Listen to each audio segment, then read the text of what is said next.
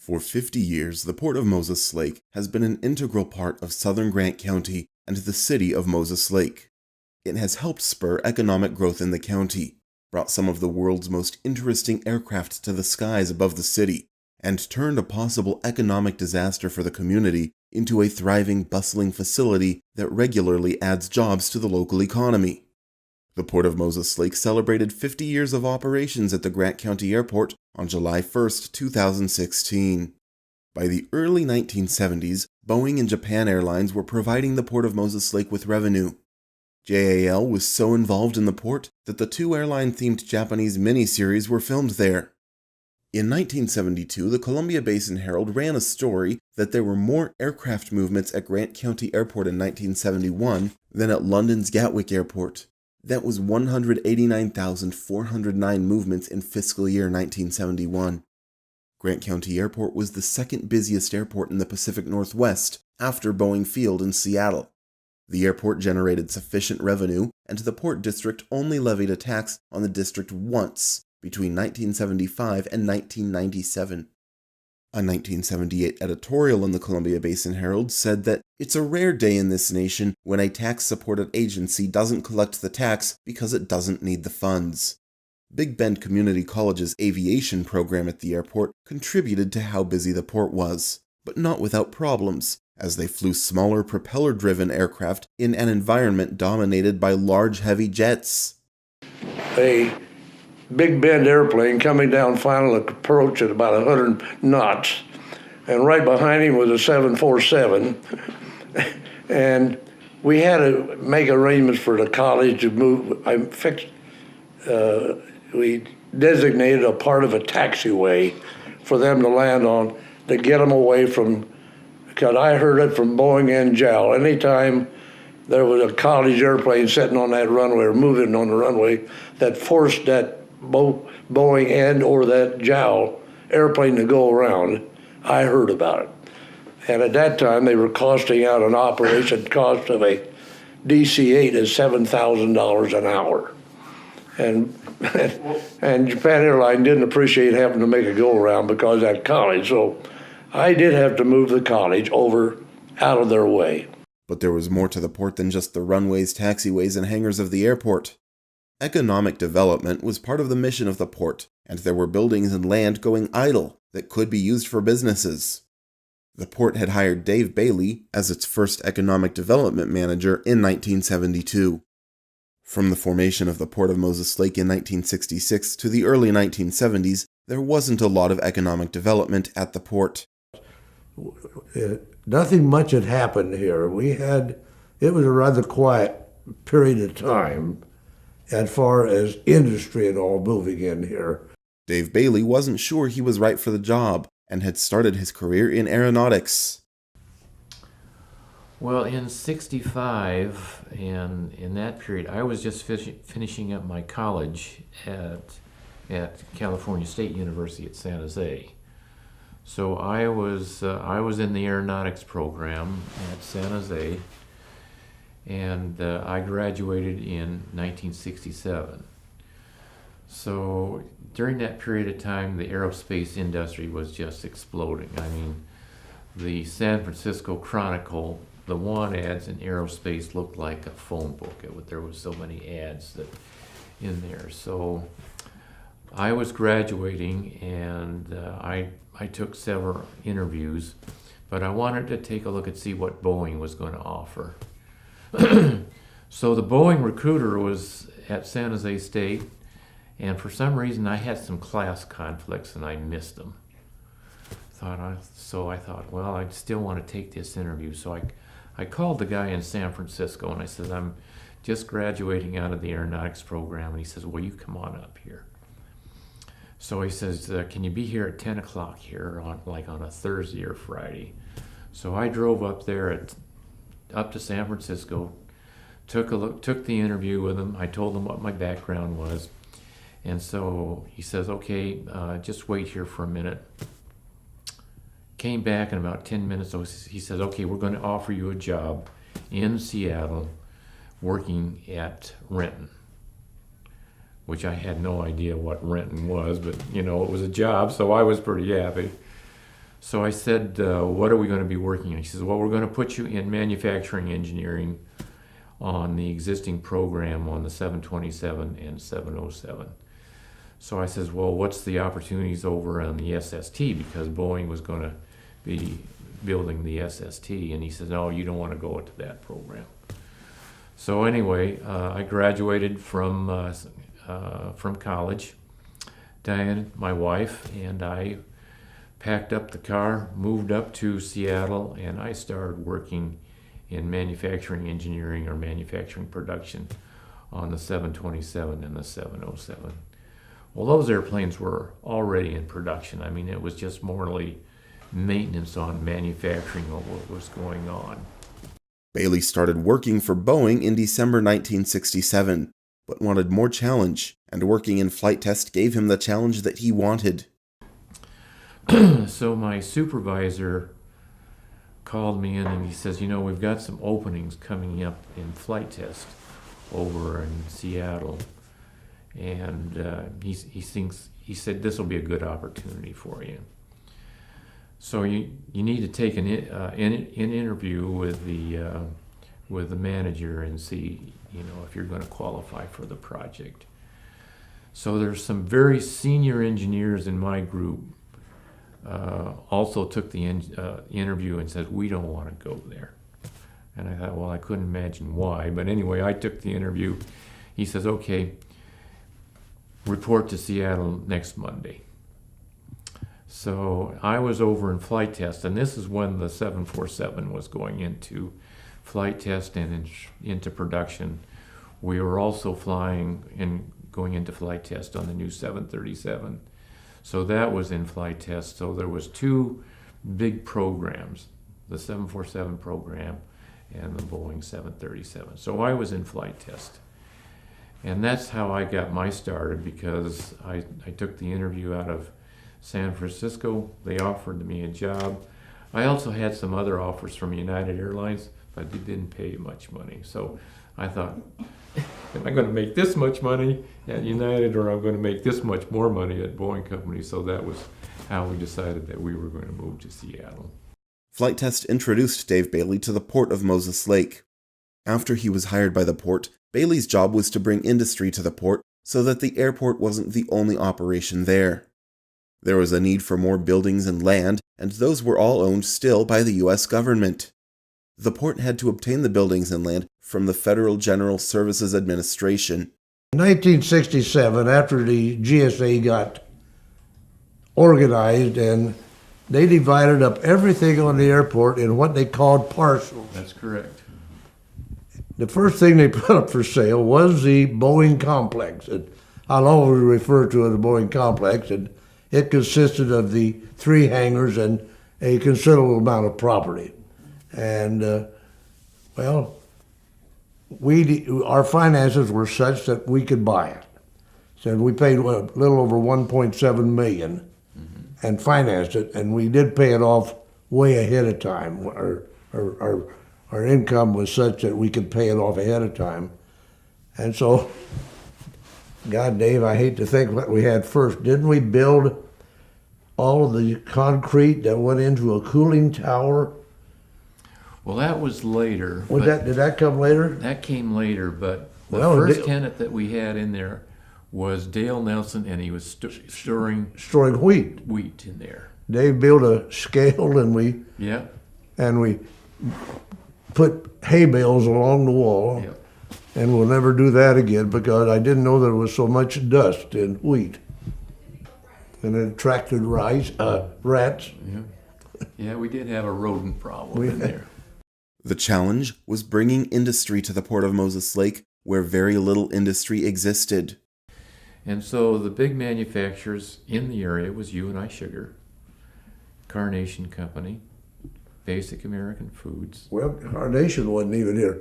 It was Pronto. Pronto was in the process of building. Like Dave said, the only other industry was U&I Sugar. Yep. Nothing else. Basic American was And here. they were Harry Masto and Yep. Slim Lovin and Kay Kabata Yep. was building Pronto. I got upset because I didn't get a chance to buy any stock in it.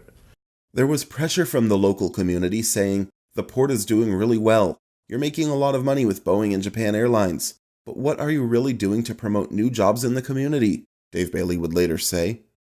So the first thing Bailey and the port did was identify the facilities they had available. Well, the first thing that we did is starting an economic development program is identifying the assets that we had.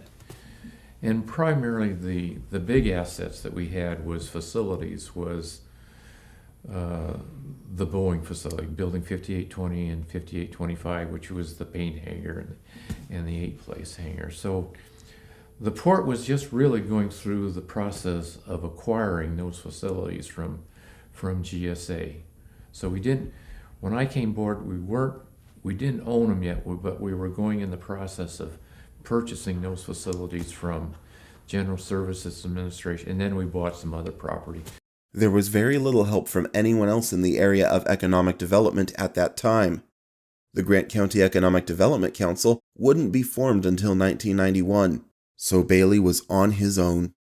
So it was a total purchase of about 700 acres, 707 I keep remembering, and then those two facilities. So we were starting very heavily marketing those facilities as we could. Really, the only agency that we had at that time to interface was the Washington State Department of Commerce out of Olympia. So we really promoted our assets that we had with the Department of Trade and Economic Development, because that's really where a lot of the clearinghouse of industries or businesses looking at the state of Washington would primarily approach the Department of Trade and Commerce. Once they purchased the facilities and land, the challenge then was to put them to use. When we acquired these facilities at that point in time, these were very big facilities within the state of Washington and Moses Lake for sure, and eastern Washington. We were pretty much going to take just about anything that we could take to try to get some utilization of the facilities. So I think our first tenant was Dale Nelson. The Port of Moses Lake got involved in a variety of businesses. Right after Dale got in there, if I remember correctly, we were building the cooling towers. They were big concrete structures that it was a limited time that they were going to build. They were building the cooling towers for the nuclear plants that were going in on the Columbia River. So that was one of the uses that we had in there, that they were building these components for the nuclear towers. And then we had that mobile home outfit, and they were actually over in Bay 4.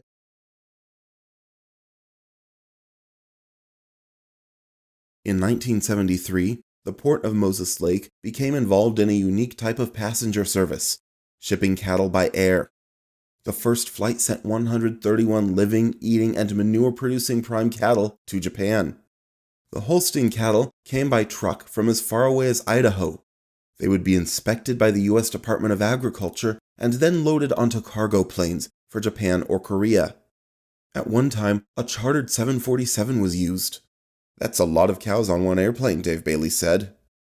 The world was in the midst of a beef shortage in 1973, and the Japanese were willing to pay premium prices to ship American cattle across the Pacific. The operation became so big that the port built holding pens and an inspection station. Cattle weren't the only animals shipped out of the port by airplane. Horses, reindeer, and buffalo were also flown out of the port. The business was very good, and other airports started getting into the business, giving the port competition. The market for flying beef only lasted 3 or 4 years. Then, cattle were carried by ship to overseas locations, which was much cheaper than flying. Human passengers had a harder time flying out of the Grant County Airport. In 1967, a Spokane-based commuter airline, Commute Air, began flying out of Moses Lake to Spokane and Everett. When the company started having financial difficulties in 1969, it closed, leaving Moses Lake with no commercial air service. In 1970, a commuter airline out of Seattle, West Pacific, managed to fly to SeaTac and Spokane from Moses Lake, but only for a year until it too stopped. There was no airline service out of the airport again until 1977, when Cascade Air began service. Then Horizon started flying out of Moses Lake in the 1980s. In 1974, the port played host to a special kind of aircraft. While Boeing had canceled its supersonic transport project in 1971, leading to massive layoffs at the company, an alliance between the British and the French completed the Concorde SST, building the first supersonic prototype in 1969. Like all commercial aircraft, it needed to be flight tested before it would be certified to carry paying passengers. The British version of the Concorde, the supersonic, they happened to be in Vancouver, Washington for some reason. And talking to Boeing, what they were looking for to certify the airplane so it could fly commercially, just like we certify airplanes over here, they had to demonstrate their ability to fly under icing conditions. Right. In Europe, because of the troubles of getting altitudes assignments and all, because of air traffic, they were unable to ever find a place in Europe where they could pick up the ice that they needed to pick up on the airplane to certify that it was flyable in icing conditions. So they got talking to, once again, to Tom Lane and the Boeing people, and then they called me from Vancouver, and they came down here, they didn't come down in the supersonic, but they came down here to look over Grant County Airport. But then they decided, and yes, in the mid-70s, they brought the British version of the Concorde here. All British crews except one Frenchman who was a part of the certification deal. And they were here for well over 6 weeks, Right. flying every day almost. At one time, we could brag that we had more supersonic transport landings in Grant County than any other town in the country. But anyhow, they were here and they couldn't find the weather. They never were able to find any clouds that developed enough ice for them. And they were packing up all ready to go home, but they wanted to get home for Christmas. The test crew had problems finding the icing conditions they wanted until the last day before they were going to leave. And all of a sudden we had a pretty good weather system move in from the ocean and the north and all. And down over the Palouse, they found all the ice they wanted and maybe more. And they found enough that, yes, they certified the airplane. The people aboard were the certification people. And that solved their problem. But in their problems, in picking up all this ice, they felt maybe they had damaged the engines. That faster-than-sound aircraft would have a permanent reminder of its time in Moses Lake before it left for England. There were some people that we won't mention went out that night and painted Miss Moses Lake on the side of the airplane. And so that it stayed on the airplane, and then the airplane continued to be in flight test, but it never went into commercial. Never went into service, huh? So my son lives in England, and his brother-in-law is quite an aviation enthusiast. So he sent me a picture of the exact same Concorde that was here in Moses Lake in 1974, and it still has Miss Moses Lake on the side of it. In 1975, one of the largest construction efforts of the decade was about to start. The largest oil strike ever in the United States was found at Prudhoe Bay, at the very northern part of Alaska, in 1968. A 789-mile-long pipeline to bring that crude to the port of Valdez in southern Alaska was built starting in 1975, and the port of Moses Lake tried to use that for economic development. They didn't have luck with sending equipment to Alaska, but when the pipeline was finished in 1977, the port became involved. Some of the marketing people from Milwaukee Railroad said, all of this equipment that's up in Alaska that was associated with the pipeline has got to come back to the States. They can't leave it up there. and they have to get a place to dispose of it. So they promoted the concept, taking all of the equipment, bulldozers, oil rigs, tractors, trucks, anything that was rolling stock would have to come back to the United States and be sold. So they promoted using the facility from our facilities here in Moses Lake as a facility for surplus sales of all this equipment. And so we made several trips up to Alaska to promote this concept with the Alyeska pipeline people. And finally they said, okay, let's take a look at Moses Lake, but what we need is we need big buildings and we need a lot of acreage, because all of this equipment that came in from Alaska had to be refurbished, go through maintenance, repainted, and then it would be put into storage. So what they did is they brought in trainload of all of this equipment from Alaska, railed it or barged it down from Anchorage down to Seattle, and then they railed it all over to Moses Lake. And I don't know how many trainloads. They said 900 cars, Yeah. flat cars of equipment came in. And so the East Apron where the Boeing had where they had the B-52s and things of this nature, we put all of this equipment over there. It went through they leased one of the big bays over in 5820. They went through maintenance. I think they just steam cleaned them off and painted them. Steam cleaned them, I think. Painted them and put it out on the apron there. And then for several months, we had some of the biggest auction sales in large equipment. That all of these people would come in, various construction companies would come in their Learjets, all of their would fly in, and we had some of the biggest auction sales in all of the equipment from the Alyeska pipeline. They had two great big sales, as I recall. Yeah. An auction firm from Texas. Right. I heard the figure $40 million once or twice Yeah. in surplus equipment. Clyde Owen later said that he had heard that as much as $40 million worth of equipment was auctioned off in 2 sales at the port. Dave Bailey and Clyde Owen worked to bring more business to the port of Moses Lake.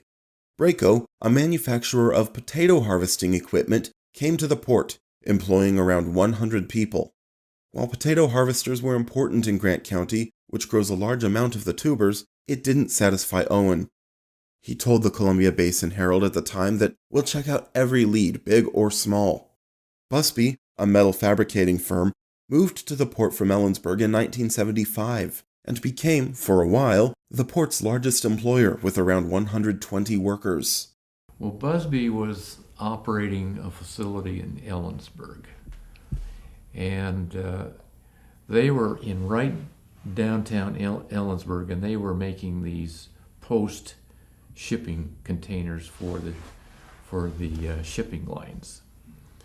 And what it was just a flat platform with some posts on it, and then they would use this for the shipping containers that over in Seattle and Portland, and they were operating down in downtown Ellensburg, and the forklifts would be actually going down the street, and it wasn't a very big facility. So we were aware that they were looking to expand their facility because Ellensburg just didn't have enough industrial space to handle them. So we made contact with Gene Buzzbee and Bob Knapp. I went over to their facility several times in Ellensburg. We got them to come back and take a look, and one bay in building 5820, or the 8-place anchor. It was clear span, high ceilings.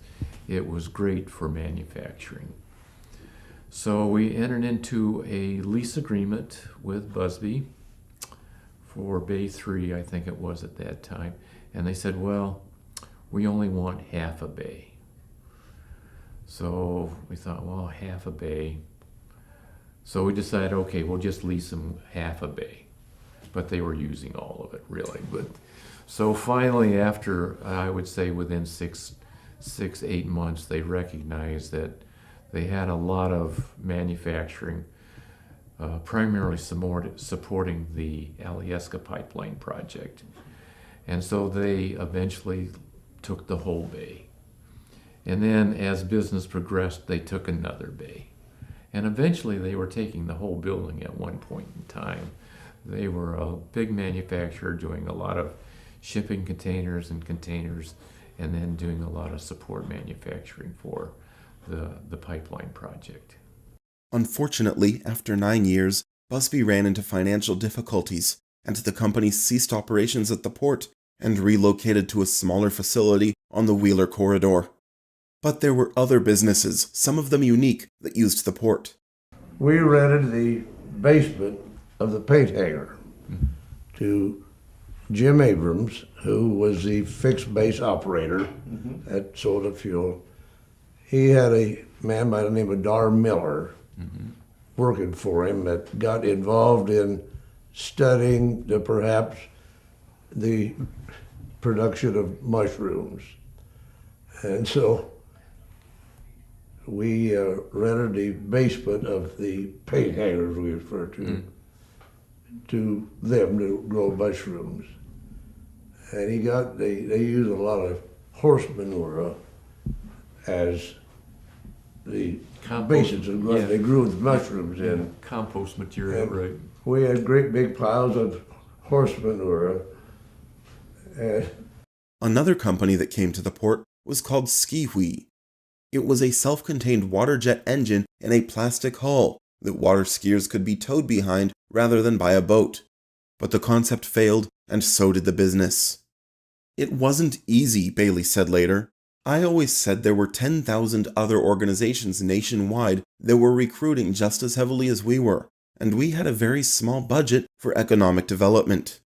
The first big industry that the port managed to bring to Moses Lake was Western Craft in 1978. It is now called International Paper and is still located on Wheeler Road. Anyhow, one day the president of Western Craft and a bunch of its people came into the office, and I think they talked to both of us. They were looking for a place to locate a paper carton box. Yeah, they were manufacturing corrugated boxes for a lot of agriculture, shipping boxes. Shipping boxes, I guess, yeah. But anyhow, Dave, and we had showed them a lot of things around town.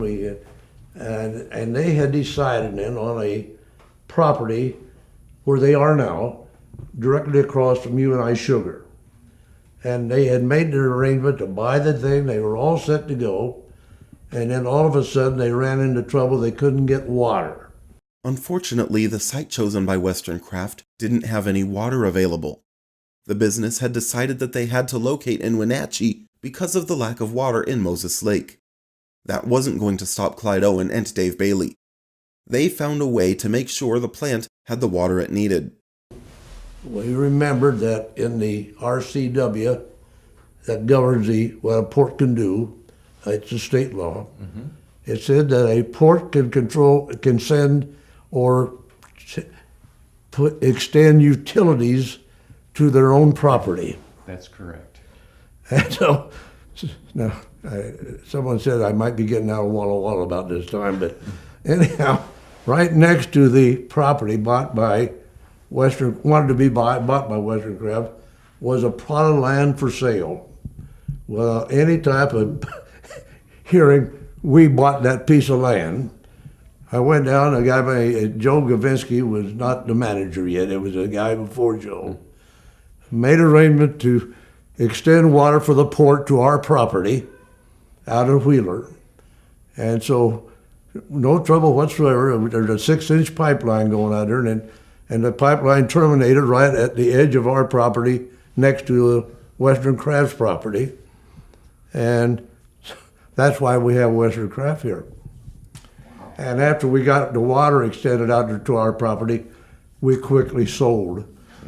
This solution would probably not work in today's regulatory environment. Can you imagine doing that now? Be tough. Yeah. without having any hearing whatsoever. We just flat ass bought that land. That plant, still operational in Moses Lake, is a significant employer in the area, employing about 100 people. One of the biggest challenges the port would face came courtesy of Mother Nature and from 150 miles away. In March of 1980, Mount St Helens, a volcano in southwestern Washington state, started experiencing earthquakes and steam venting after 123 years of being dormant. Activity at the mountain continued to build for 2 months, prompting scientists to expect an eruption. On May 18th at 8:32 in the morning, an earthquake caused a massive landslide on the volcano's north slope. It was the largest landslide in recorded history. A few seconds after the landslide started, Mount St. Helens erupted, sending a plume of volcanic ash 12 miles into the air. Winds caught the gritty ash and sent it northeast towards Moses Lake. That Sunday morning, residents in the town saw the ash cloud coming, riddled with lightning bolts and looking like upside-down storm clouds. By noon, the ash covered the sky, bringing premature darkness to Grant County. Ash fell for approximately 8 hours. It had the consistency of talcum powder, but was abrasive enough to damage car engines. The next day, which was a Monday, Moses Lake residents awoke to a world covered in gray ash that was still in some places 5 to 6 inches deep. The town was at a standstill. Even U.S. mail service was suspended. And of course, the entire airport at the port of Moses Lake was covered with 3 or more inches of ash. It was so fine that using snowplows caused it to boil up into the air in a cloud and then settle back down where it originally was.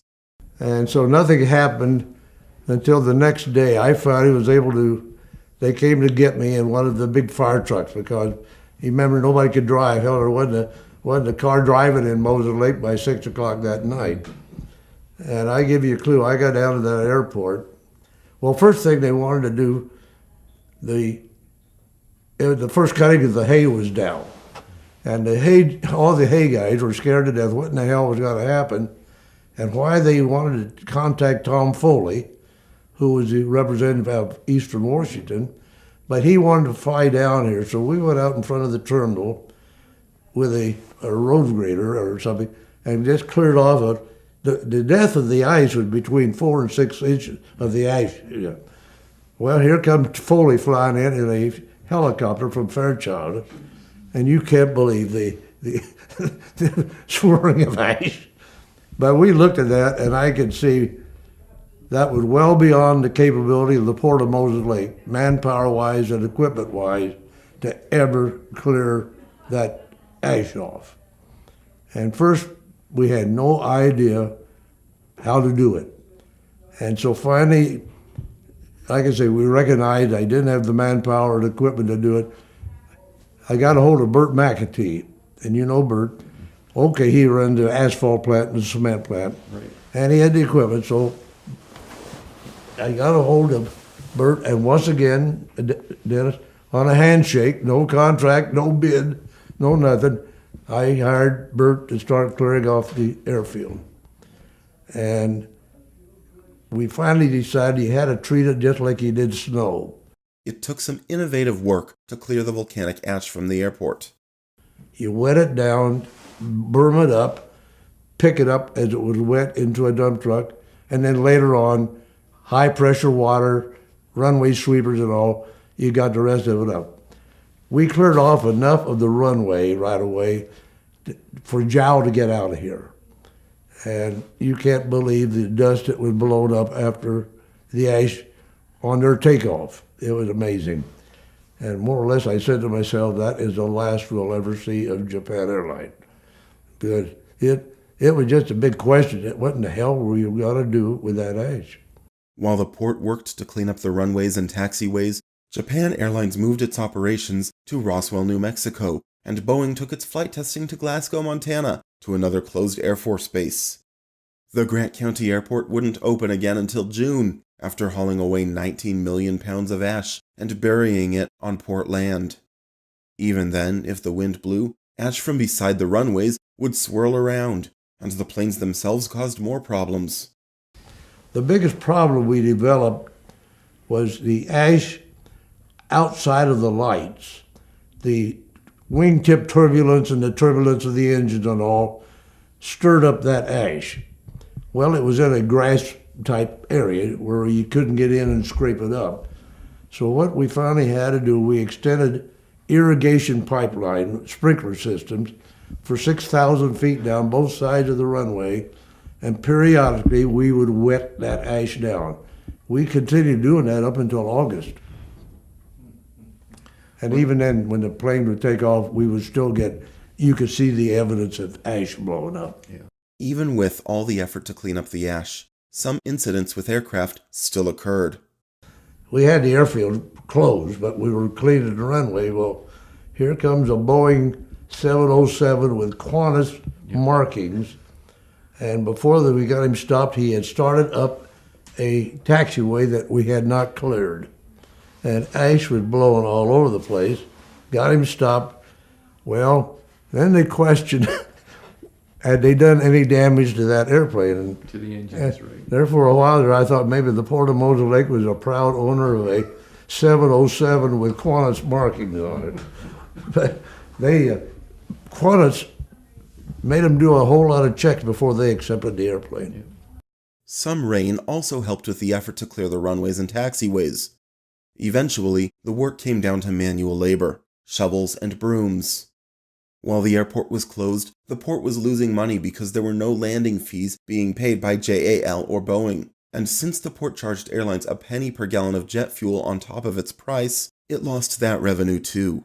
The total cost of cleaning up was around $200,000, plus $30,000 for the runway irrigation system. The Federal Emergency Management Agency gave the port $260,005 to help cover its expenses and losses, and Japan Airlines donated $50,000 to the Moses Lake community. Japan Airlines returned to Grant County Airport in June, a month after the eruption of Mount St Helens. Boeing waited until August to return. Another kind of boom was about to hit Moses Lake in 1981, and it was sorely needed after the UNI sugar plant closed in 1978. 3 large companies announced plans to build facilities in the area. The first was Union Carbide, which was going to make silica for the solar industry. Washington Governor John Spellman came to the groundbreaking for the Union Carbide plant, which cost $85 million to build. Demand for silicon in the solar industry was so high, the plant doubled capacity by 1986. It was estimated that it was pumping $24 million into the local economy at that time. Today, that business is known as REC Silicon, and its products go into solar energy panels. The company employs about 450 workers. Then, Sunstrand Data Control Group, which had a facility in Redmond, Washington, announced a plant to be built in Moses Lake to manufacture airplane data recorders, also known as the Black Box. A company vice president said it was attracted to Moses Lake by the cheaper labor. The plant opened in May of 1981 on port property and eventually employed around 125 people. The third company was International Titanium, who built a $25 million plant and eventually employed 125 workers. Both Governor Spellman and Senator Henry Scoop Jackson were present for the groundbreaking ceremony for International Titanium. The boom was at least partially thanks to the efforts of Dave Bailey to promote Moses Lake to industry. The port got more active in marketing, Bailey said. More people were aware of the assets, the low-cost power, availability of land, good workforce, and good weather. And he added that people were just as anxious to get out of the high-rent district of Puget Sound. An era was about to come to an end at the Port of Moses Lake. After nearly 18 years as the port's executive manager, Clyde Owen announced his retirement, effective January 16, 1984. He was 65 years old at the time and said, "Somewhere along the line, you have to quit." For Owen, his time as executive manager at the Port of Moses Lake was the best. Had a good gang, and we all got along real fine. And it was, to me, it was likely that was 17 years were the happiest days of my life in my career, really working with the people and with The president, the relationship with Japan Airline was amazing. Up until last year or 2 years ago, I was still in correspondence with at least 5 of them. Right. Christmas time. They're all died now. They're all dead. Got very well acquainted. We had the director rotated every 2 years. So we had all wonderful guys as directors. Characteristically, Owen didn't take all the credit, saying, "People in this town may never appreciate all that the original commissioners did to keep this thing going." Owen was recognized by the Emperor of Japan, who in 1989 awarded him the Order of the Sacred Treasure, gold raised with rosette. Owen's successor at the port couldn't be more obvious, and was already very familiar with the port, having worked there for 10 years. Dave Bailey. Industrial development continued under Bailey, with Tama Chemicals, now known as Moses Lake Industries, and Chemicon Materials both committing to the port. The 1970s and 80s at the port of Moses Lake were a busy time, and were made even more hectic by the capriciousness of Mother Nature in the guise of the eruption of Mount St Helens in 1980. But there were successes with more diverse industry coming to Moses Lake. Clyde Owen is still living in the Moses Lake area where he retired. He celebrated his 98th birthday on August 29, 2016. About leaving the Air Force for the port, he said, "I made the best decision I ever made in my life." The port of Moses Lake would continue to grow and add value to the economy of Grant County under the leadership of Dave Bailey and successive executive managers.